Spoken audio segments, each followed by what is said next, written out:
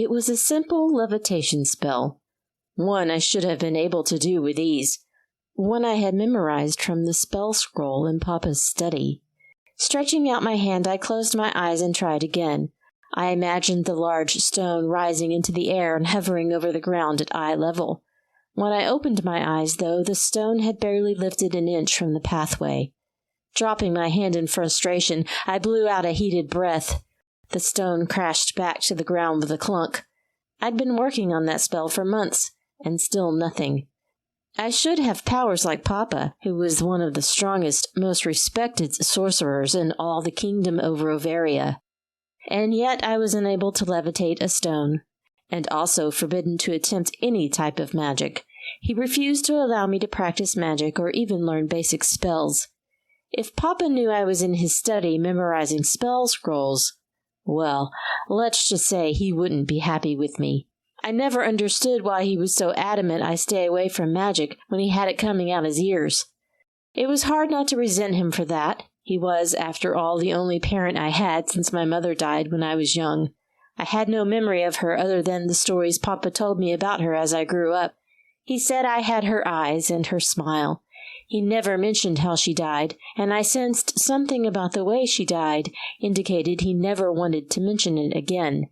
One of my earliest memories was spending time with him in his spellcasting room, watching him create potions and write spell scrolls.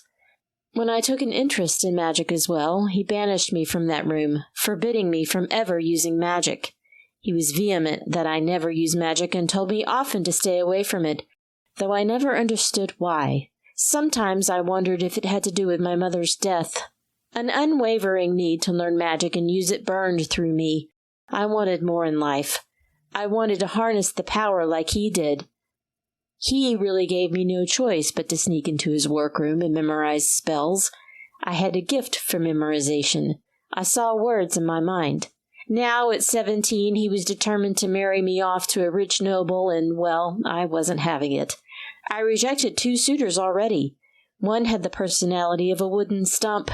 The other had grabby hands and was determined to ruin my reputation on the first meeting.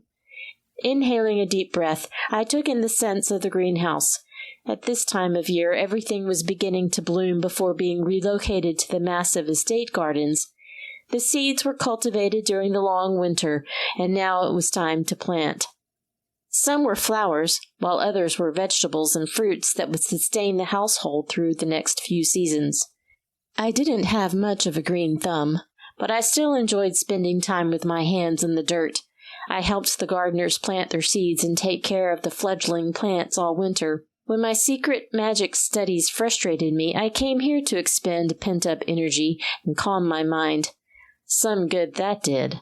I was still unable to levitate a stupid rock. There were days when I felt as though I was on the cusp of having a major magical breakthrough, and others where I felt as though I had not 1 ounce of magic within me. Perhaps Papa was right in that I didn't possess the magical ability as he did. But no, I refused to believe that was true. I was able to lift the rock an inch, so there must be some deep hidden glimmer of magic in there somewhere.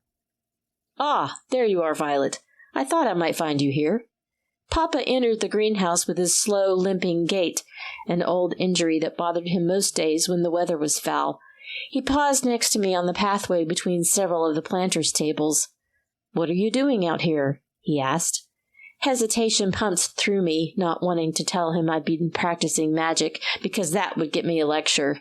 I wasn't in the mood for a lecture. "Just checking on the plants."